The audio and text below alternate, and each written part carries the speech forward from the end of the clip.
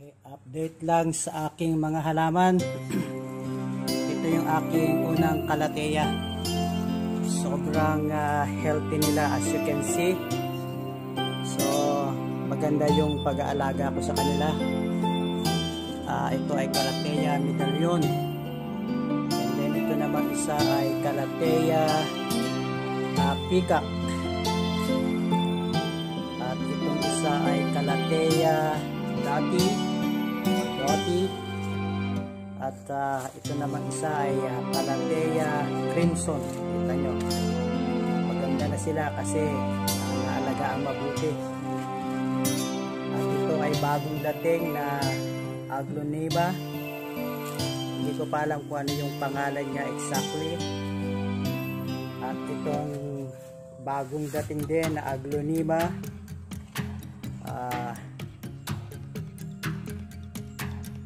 meron silang mga mga damage doon sa shop, hindi na alagang maigi, pero napakaganda ng kanyang dahon.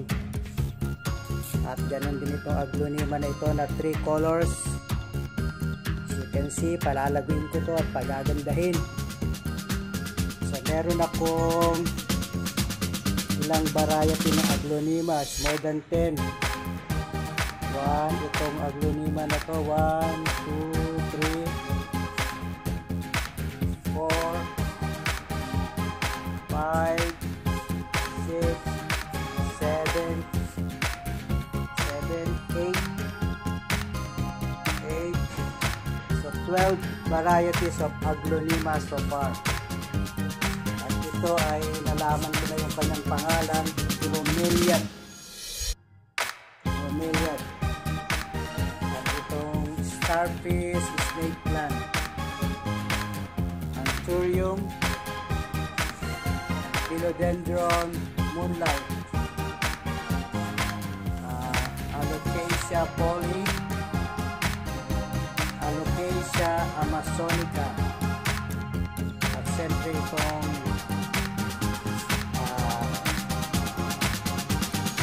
ang tawag dito, Monstera deliciosa, Red Congo, at itong Red Caladium. Meron pa dito isa yung Turtleback Caladium at Forever Rich. Ito pang isang Caladium at itong Angel Ring Caladium. At ito ay Philodendron din.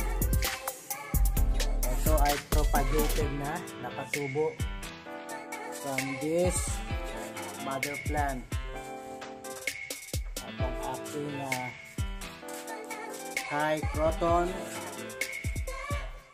Dieffenbachia. At itong rubber tree, meron pa akong isang rubber tree sa likod ng bahay, yun naman emerald. At ito ay napastangan. Ang mahal nito rito, super mahal. Tanong ako kanina, yan, kinain ng daga. At itong nagkakalat lang ito, ang tawag nila Cuculata, silver spoon.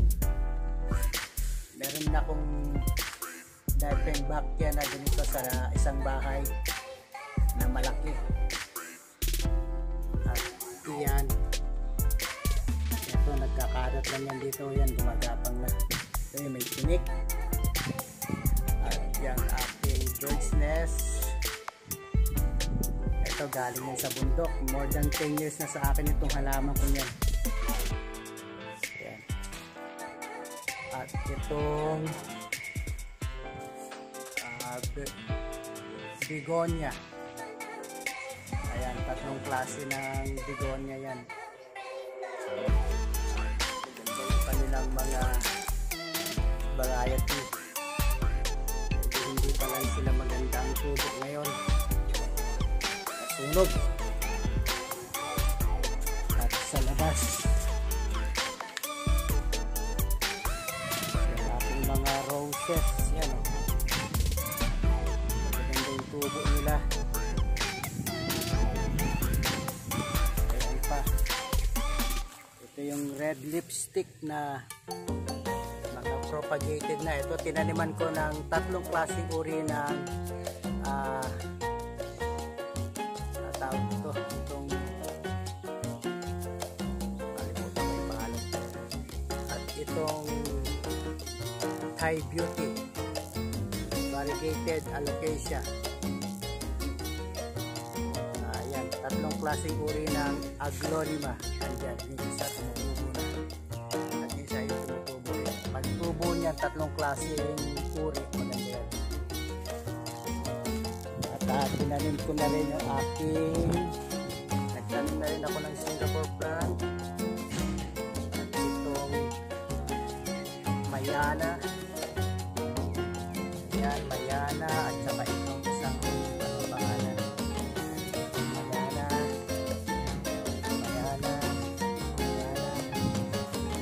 at syempre itong Picacia.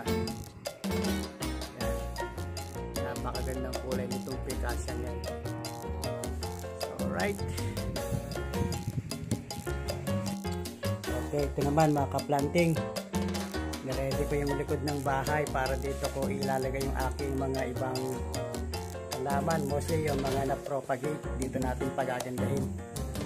Yan, nilagyan ko na siya ng net, double net yan, para hindi siya direktang tatamaan ng sikat na araw. Ito pa yung iba natin aglonema. Yan.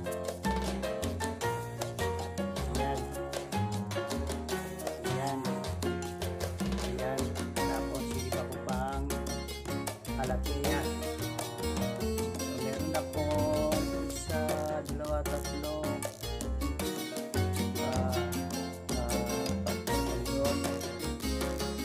7 varieties of Calathea at Perkins. Siyempre yung ating pinapalaking itong black. Nakaba itong black na ito, lagi ko nakakalimutan.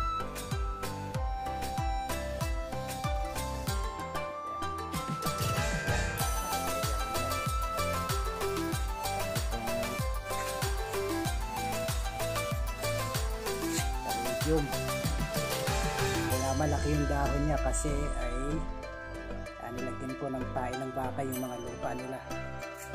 Ito naman ay black winto, black caligo, black cardinal pala yan, lagi ko nakakalimutan si black cardinal. Ayan,